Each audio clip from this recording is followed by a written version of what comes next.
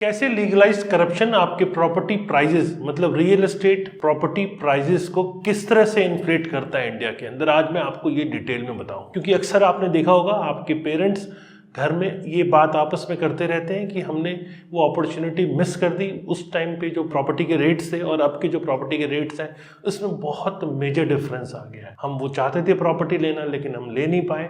हमने बहुत कोशिश की, उस टाइम हमारे पास पैसे नहीं थे और आज वो प्रॉपर्टी की कीमत कहीं और पहुंच चुकी है। क्या वाकई में अक्सर आपके घरों में ये डिस्कशंस होते हैं?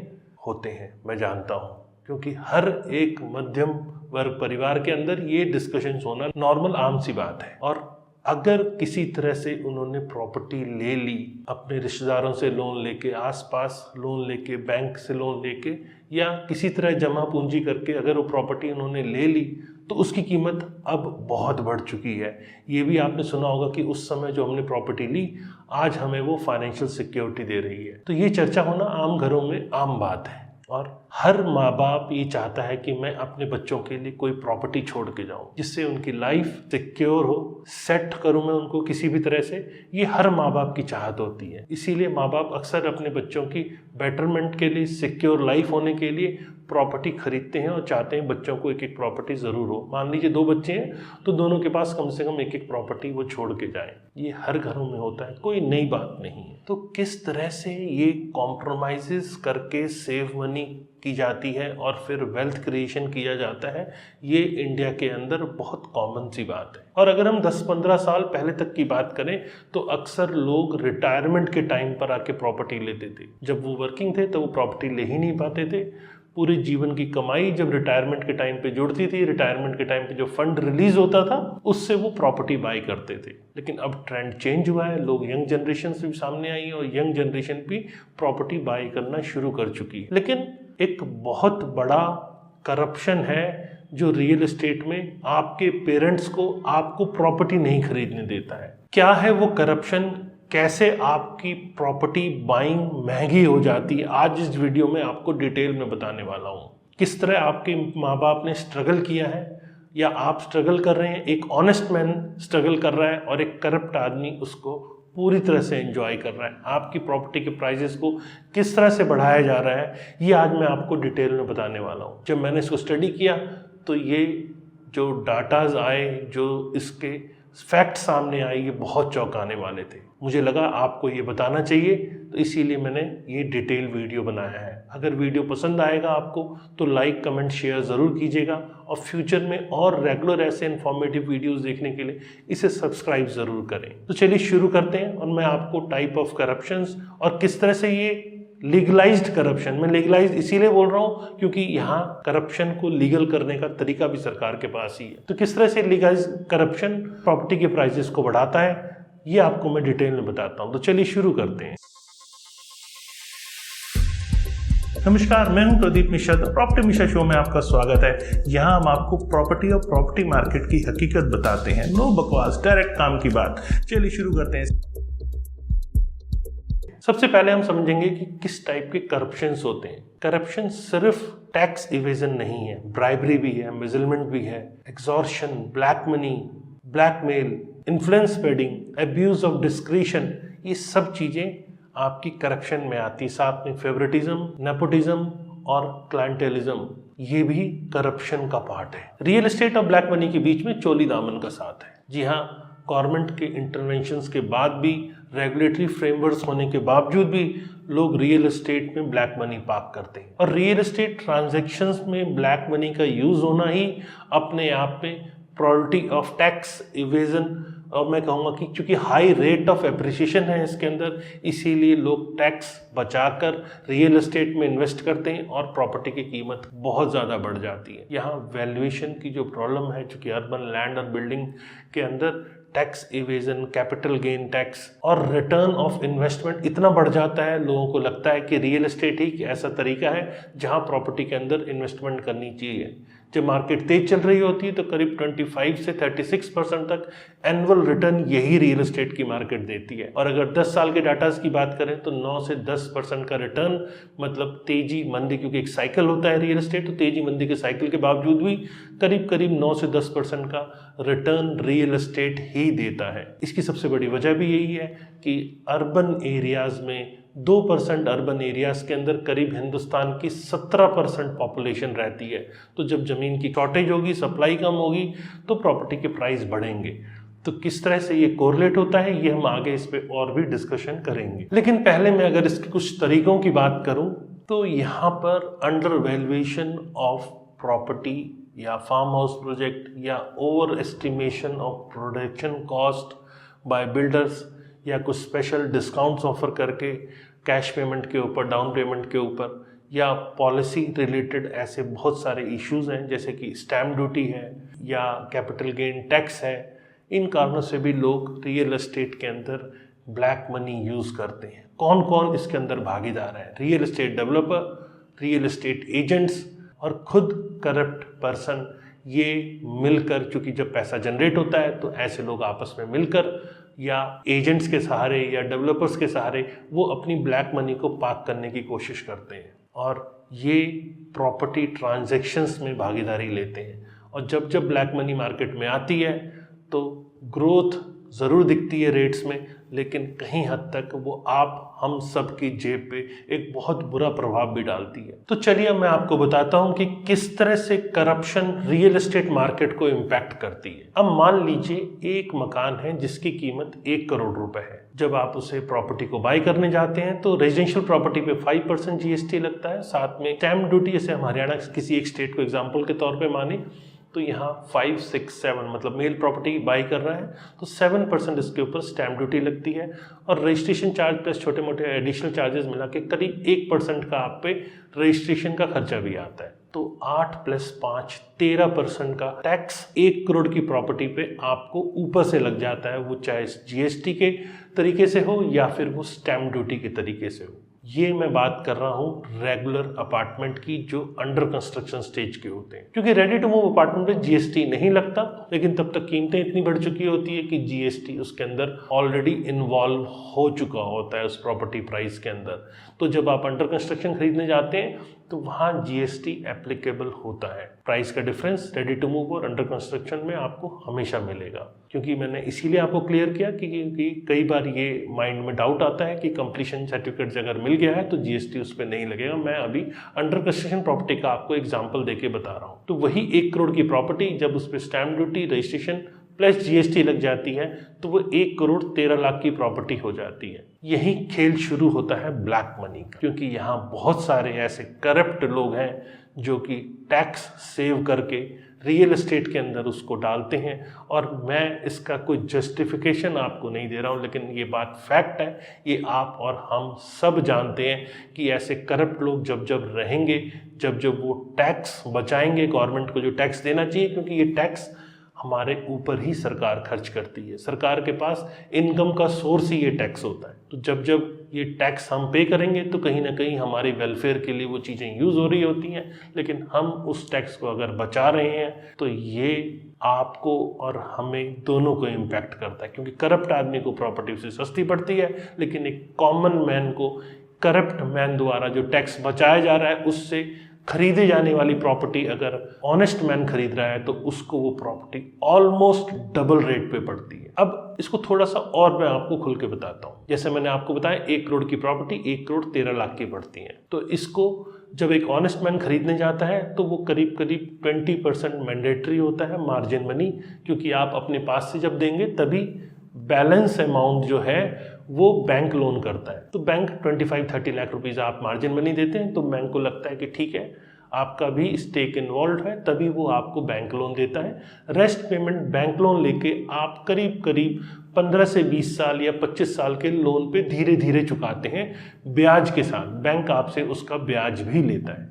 यहीं जब हम बात करते हैं करप्ट मैन की, तो उसको मैं थोड़ा सा आपको एग्जाम्पल के तौर पे कैलकुलेशन के साथ आपको समझाऊंगा, तो तब आपको थोड़ा ज़्यादा क्लैरिटी आएगी। मान लीजिए 10 करोड़ की इनकम है किसी पर्सन की, या वो बिजनेसमैन है या किसी भी टाइप के वो पर्सन है, 10 करोड़ रुपए की अगर उसकी इनकम है, तो वहाँ वो उस इनकम को बचाने के लिए एक्सपेंसेस बुक करता है, सैलरी बढ़ाता है लोगों की, इन्फ्लेटेड सैलरी दिखाता है, मशीन मेंटेनेंस या अलग अलग टाइप के जो एक्सपेंसेस हैं, फ्रॉड बिल्स देके वो अपने प्रॉफिट को रिड्यूस कर लेता है। 10 करोड़ के प्रॉफिट पे अगर आप टैक्स देखेंगे तो करीब 40% टैक्स होता है, मतलब 4 करोड़ रुपए जो है वो टैक्स की कीमत। टैक्स नहीं देना, बिल फ्रॉड लगाकर, ये भी एक करप्शन है, क्योंकि यहाँ आप 4 करोड़ रुपए जरूर बचा रहे हैं, क्योंकि 10 करोड़ आप अपना प्रॉफिट, जीरो प्रॉफिट दिखाकर 4 करोड़ रुपए सीधा सीधा बचा रहे हैं। लेकिन ये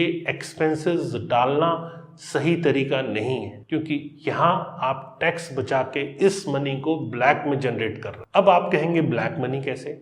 जी हाँ, ऐसी कोई भी चीज जिसे आप बैंक में जमा नहीं कर सकते और आप उसे कैश में लोगों को पे कर रहे हैं, दैट इज ब्लैक मनी, क्योंकि 20,000 से ऊपर की ट्रांजैक्शंस ब्लैक मनी काउंट होती है। तो अब ये प्रॉब्लम शुरू होती है यहाँ, क्योंकि जब 4 करोड़ रुपए का टैक्स आप बचा रहे हैं एज अ करप्ट पर्सन और 10 करोड़ रुपए आप अपनी इनकम को जीरो दिखा रहे हैं, तो आप इस मनी का करेंगे क्या?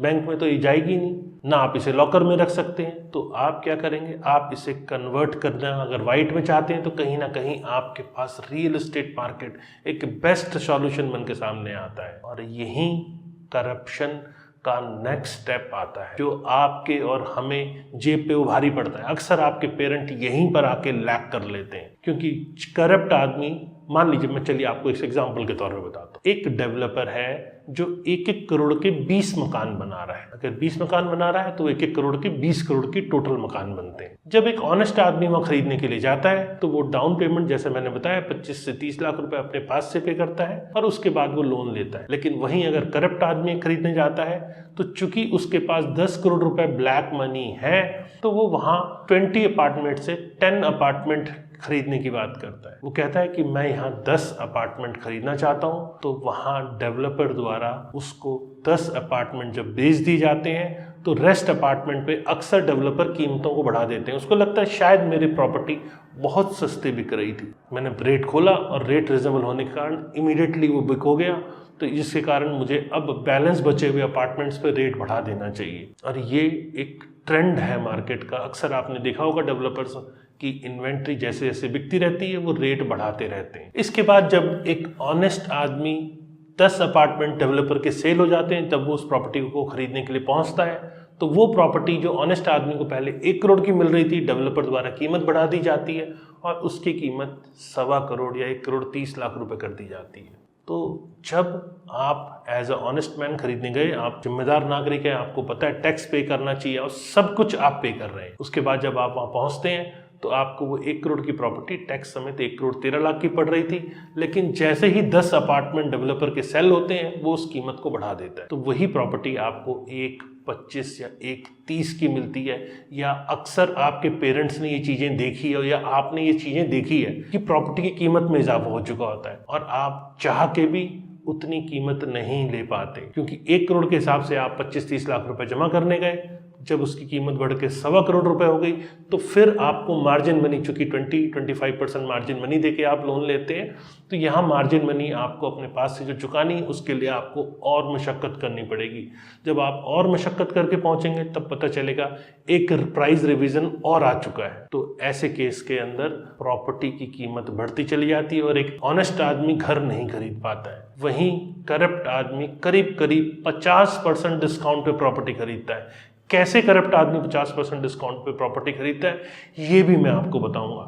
लेकिन दिक्कत वाली बात यह है कि जब पेरेंट्स अपने बच्चों को प्रॉपर्टी नहीं दे पाते तो कई बार बच्चे भी ये कहते हैं कि आपने हमारे लिए क्या किया, ये बहुत गलत है। मुझे लगता है कि पेरेंट्स जब ऑनेस्ट तरीके से कर रहे हैं तो प्रॉपर्टी खरीदना उनके लिए बहुत मुश्किल हो जाता है। लेकिन यहाँ हिंदुस्तान के अंदर एक से ज़्यादा प्रॉपर्टी खरीदने पर कोई रोक नहीं है। अगर इसको रोक के रोटी कपड़ा मकान को गवर्नमेंट कंट्रोल वे में अगर करे तो शायद इंडिया के अंदर जो प्रॉपर्टी की कीमतें बढ़ी हुई हैं वो उतनी कीमतें बढ़ी हुई ना रहें। प्रॉपर्टी की कीमत ऐसे ही लीगलाइज्ड करप्शन से कीमतें बढ़ती हुई चली जाती है। लीगलाइज्ड क्यों बोला, मैं ये भी आपको आगे क्लियर करूंगा, क्योंकि ये लीगलाइज्ड तरीका है। इस लीगलाइज तरीके से गवर्नमेंट को भी ऑब्जेक्शन नहीं होती है और आपको भी ऑब्जेक्शन नहीं होती है। हमें इस सिस्टम को चेंज करना है, कोशिश करना है कि ये सिस्टम चेंज हो और आम आदमी प्रॉपर्टी खरीद पाए। अब आप सोच रहे होंगे कि किस तरह से करप्ट आदमी को ये 50% की प्रॉपर्टी पड़ती है। मैं आपको थोड़ा सा और समझाने की कोशिश करता हूँ। जो प्रॉपर्टी 1 करोड़ थी उसका सर्कल रेट 30% है, मतलब 30 लाख रुपए उसका सर्कल रेट है। जब वो करप्ट आदमी प्रॉपर्टी खरीदने जाता है तो वो प्रॉपर्टी सर्कल रेट पे बाय करता है, मतलब 30 लाख रुपीस की पर प्रॉपर्टी वो बाय करता है, जिसकी कीमत 1 करोड़ रुपए होनी चाहिए थी। और जैसे मैंने बताया कि 13% टैक्स लग के वो प्रॉपर्टी 1 करोड़ 13 लाख की पहुंचती थी, लेकिन 30 लाख पे जब आप टैक्स देखेंगे तो 3.9% stamp duty, registration plus GST मिला के बनेगा। तो वो प्रॉपर्टी जिस पे 13 लाख में आपको टैक्स पे करना था, वहीं 13 में से अगर हम 3.9 लाख रुपीस लेस करेंगे तो टैक्स अमाउंट आपका 9.10 लाख रुपीस सेव हो जाता है। तो यहाँ करप्ट आदमी कैश पे करके सर्कल रेट पे जब प्रॉपर्टी खरीदते हैं तो वहाँ 9.10 लाख रुपीस का टैक्स भी बचा लेते हैं। वहाँ टैक्स जो देते हैं वो 3.90 लाख का ही देते हैं। तो पहला डिस्काउंट तो ये 9.10 लाख का हो गया। दूसरा, जैसे मैंने आपको बताया 1 करोड़ के ऊपर करीब 40% का टैक्स था जो 10 करोड़ रुपए का ब्लैक मनी जनरेट किया। उसके मैं अगर 10 प्रॉपर्टी पे बात करूं तो हर प्रॉपर्टी पे करीब 40 लाख रुपए का टैक्स बेनिफिट हुआ। तो ये एक 40 लाख रुपए पहला अमाउंट। दूसरा 9.10 जो जीएसटी प्लस, मैं सिर्फ रेजिडेंशियल की बात कर रहा हूँ इसीलिए 9.10 लाख रुपीस वहाँ सेव हुए। 40 प्लस 9.10 लाख, ये दो फिगर आपको मिल गई जो 1 करोड़ पे अगर करप्ट आदमी कैश देके प्रॉपर्टी खरीद रहा है तो वो उसको डिस्काउंट मिल जाता है। यहीं पर अगर करप्ट आदमी ने टैक्स दिया होता तो उसकी 6 करोड़ की इनकम वाइट में होती है उसके पास, और 6 करोड़ की इनकम के ऊपर वो ज़्यादा से ज़्यादा 4, 5 या 6 प्रॉपर्टी पूरी खरीद पाता। अगर वो अपने एक्सपेंसेस के लिए भी कुछ पैसा रखता तो भी वो 4-5 प्रॉपर्टी से ज़्यादा नहीं खरीद पाता। तो शायद डेवलपर भी वहाँ 25% के आसपास प्रॉपर्टी प्राइस इंक्रीज नहीं करता। तो यहाँ प्राइस अगर बढ़ता भी तो 5 से 6 लाख का बढ़ता, तो आप, हम या हमारे पेरेंट्स जिन्होंने ऑनेस्टी के साथ काम किया वो प्रॉपर्टी तब भी खरीदने की कोशिश कर पाते। लेकिन ऐसा नहीं हुआ। 40% सबसे पहले 1 करोड़ के ऊपर 40 लाख के आसपास का टैक्स इवेजन हुआ, चूंकि इनकम वहाँ से नहीं दिखाई गई, और उसके बाद 9.10 लाख रुपीस का GST plus stamp duty save हुआ। ये दो बड़े फिगर मिला के 49.10 लाख यहाँ करप्ट आदमी सबसे पहले इंस्टेंस पे सेव कर लेता है। उसके बाद ये जो डिफरेंस है 1 करोड़ 13 लाख में से अगर इसे आप देखेंगे तो यहाँ पर ये रह जाता है 63,90,000 रुपीस। मतलब 1 करोड़ 13 लाख में से अगर 49.10 लाख में निकाल रहा हूँ तो 63,90,000 रुपीस इसकी कीमत रह जाती है। अब यहाँ पर एक खेल और है जो आपको समझने की जरूरत है। ब्लैक मनी तो दे दिया, ये भी समझ गया कि 30 लाख रुपीस दिखाया चूंकि ये सर्कल रेट था। अब थोड़ा सर्कल रेट को भी आप समझिए। सर्कल रेट वह होता है जो अधिकतम मूल्य सरकार को लगता है कि इस एरिया में ये प्रिवेलिंग रेट है, उस हिसाब से इसका अधिकतम मूल्य ये होना चाहिए, सरकार उसी को सर्कल रेट कहती है। तो यहाँ पर 1 करोड़ में 70 लाख रुपीस जब करप्ट मैन कैश पे कर रहा है तो चूंकि अपफ्रंट उसे पे करना पड़ता है तो वहाँ 12% के आसपास का अपफ्रंट डिस्काउंट भी डेवलपर से मिल जाता है, जो कि 70 लाख पे अगर मैं 12% का डिस्काउंट कैलकुलेट करूँ तो करीब 8,40,000 रुपीस आता है। तो यहाँ 40 लाख प्लस 9.10 लाख प्लस 8.40 लाख, अगर हम तीनों को जोड़ देते हैं तो 57,50,000 यहाँ सेव हो जाते हैं। मतलब 1 करोड़ 13 लाख के अगेंस्ट में ये प्रॉपर्टी पड़ती है करीब 55,50,000 रुपए की। तो करप्ट आदमी को ऑलमोस्ट 50% डिस्काउंट पे ये प्रॉपर्टी पड़ती है, मतलब हाफ प्राइस पे जो एक ऑनेस्ट मैन खरीद रहा है और एक करप्ट मैन खरीद रहा है, दोनों में ये डिफरेंस होता है। और ये सिर्फ 50% डिस्काउंट रियल एस्टेट में ही लोगों को एक ऑप्शन नज़र आता है। और इससे ज़्यादा से ज़्यादा ट्रांजैक्शन जब होती हैं तो मार्केट के अंदर जो सप्लाई है वो लिमिटेड होती है, फिर वहाँ डेवलपमेंट शुरू होती है। और मास्टर प्लान में जो सप्लाई आएगी उसकी एक लिमिटेशन होती है। सरकार हमेशा जब मास्टर प्लान बनाती है तो उसके अंदर ग्रुप हाउसिंग कितनी होगी, प्लॉटेड डेवलपमेंट कितना होगा, कमर्शियल कितना होगा, पब्लिक यूटिलिटी की जगह कितनी होगी, रोड कितना होगा, या police station, hospital, dispensary, STP plant जैसी तमाम चीज़ों को गवर्नमेंट प्लान करके फिर एक सेक्टर प्लान करती है।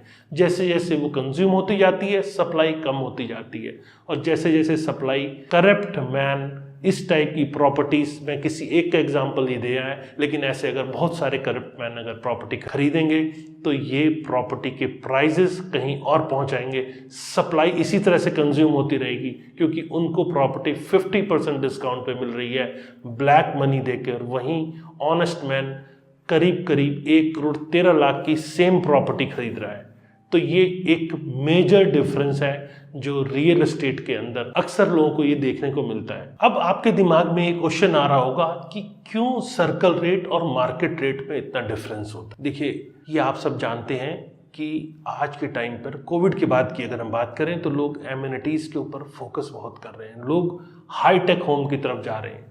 तो वहीं पर जहां 2,000 रुपये पर स्क्वायर फीट का सर्कल रेट होना चाहिए, वहां डेवलपर एमिनिटीज चार्जेस के नाम पे, मेंटेनेंस चार्जेस के नाम पे swimming pool, gym, club house, इस तरह की तमाम चीज़ें ऐड ऑन कर लेते हैं और एक प्रोजेक्ट को 5 स्टार प्रोजेक्ट में कन्वर्ट कर देते हैं। जब 5 स्टार में कन्वर्ट कर देते हैं तो वही प्रॉपर्टी जिसका सर्कल रेट 2,000 है वो 6,000 रुपये पे बेचते हैं। जब 6,000 रुपये बेचते हैं, और हमेशा ये देखा जाता है कि 6,000 की बात करूँ तो ये ट्रिपल सर्कल रेट का, तो वो मार्केट का एक ट्रेंड बन जाता है। और जब ट्रेंड बन जाता है तो उससे नीचे की ट्रांजैक्शंस नहीं होती हैं, और जब भी ट्रांजैक्शन होगी तो वो उसके ऊपर की ही होगी। और जब जब ऐसा गैप आता है, प्रॉपर्टी की कीमतें बहुत बढ़ जाती हैं, तो वो बात और है कि टाइम ही उसे ठीक करता है। उतने दिन मार्केट स्लो रहती है, इसीलिए लोग अक्सर कहते हैं कि रियल एस्टेट एक साइकिल है, कुछ दिन ऊपर जाएगा तो कुछ दिन स्टेबल भी रहेगा, डाउन जाने के चांसेस थोड़े से कम होते हैं। तो स्टेबल हो जाते हैं प्राइजेस, ये अक्सर आपने देखा होगा।